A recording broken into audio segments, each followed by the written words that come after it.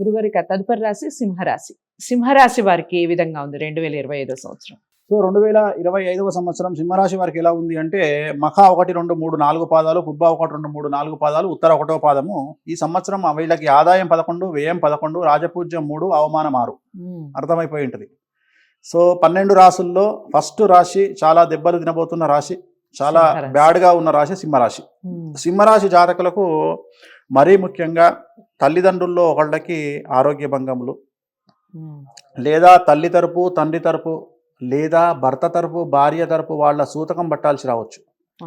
అంటే తల్లి తరపు వాళ్ళు కానీ, తండ్రి తరపు వాళ్ళు కానీ, భార్య భర్త తరపు వాళ్ళు కానీ ఎవరైనా చనిపోయేటువంటి అవకాశం ఉంది. వాళ్ళ తరపున సూతకాన్ని పట్టాల్సినటువంటి పరిస్థితి సింహరాశి వాళ్ళకు వస్తుంది. సో సింహరాశి జాతకంలో సంతానానికి సంబంధించినటువంటి సమస్యలు ఉండే అవకాశం ఉంది. సింహరాశి వాళ్లకు స్నేహితుల వల్ల సమస్యలు ఉన్నాయి, నమ్మిన వాళ్ళు మోసం చేసే అవకాశాలు ఉన్నాయి, ఆర్థికంగా ఇబ్బందులు పడతారు. మరీ ముఖ్యంగా బాగా నమ్మినటువంటి వాళ్ళ వల్ల ఈ సంవత్సరం మోసపోయే అవకాశం ఉంది. కాబట్టి దయచేసి ఎవరికి అప్పులు ఇవ్వకండి. రక్త సంబంధీకులైనా సరే, బయటి వాళ్ళైనా సరే, ఫ్రెండ్స్ అయినా సరే ఎవరికి డబ్బులు ఇవ్వకండి. ఈ సంవత్సరం కోర్టు తగాదాలు ఉంటాయి, పోలీసు వ్యవహారాల్లో చిక్కులుండే అవకాశం ఉంది, న్యాయ వివాదాలు ఉంటాయి, వాహన ప్రమాదాలు ఉంటాయి.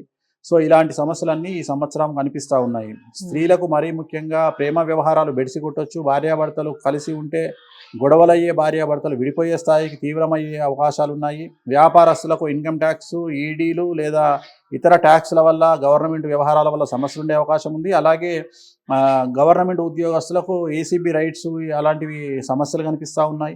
సో మీరు ఏది మాట్లాడుకున్నా సింహరాశి వాళ్లకు నెగిటివ్గానే మాట్లాడాల్సిన పరిస్థితి ఈ సంవత్సరం గోచరిస్తూ ఉంది. సో జాతకం అలా కనిపిస్తుంది కాబట్టి ఖచ్చితంగా రెమెడీలు చేసుకోండి. తిరునల్లార్ శనీశ్వర ఆలయంలో ప్రత్యేకమైన శని పూజ నిర్వహించుకోండి. అలాగే గురువారం నాడు శ్రీకాళహస్తిలో గురు దక్షిణామూర్తి దగ్గర అర్చన నిర్వహించుకోండి. వీటి వల్ల ఖచ్చితంగా సమస్యల నుండి బయటపడతారు. రైట్. సింహరాశి వారు చాలా జాగ్రత్తగా ఉండవలసిన సంవత్సరం అన్నట్టుగా చెప్తున్నారు వేణుస్వామి గారు. కొన్ని విషయాల్లో జాగ్రత్తలు వహించాలి, కొన్ని పూజలు చేసుకోవాలి, అలాగే రెమెడీస్ కూడా చెప్పారు. ఇంకా డీటెయిల్డ్గా కావాలి మాకు, మేము ఖచ్చితంగా మిమ్మల్ని సంప్రదించాలి అనుకుంటున్నాం అన్న వాళ్ళు ఎవరైనా ఉంటే అపాయింట్మెంట్ కోసం స్క్రీన్ మీద కనపడే నెంబర్కి కాల్ చేయొచ్చు. వేణుస్వామి గారు అపాయింట్మెంట్ లభిస్తుంది. మీకు రెమెడీస్ ఎంతకాలం చేయాలి, ఏ విధంగా చేయాలి, పూర్తి డీటెయిల్స్ లభిస్తాయి.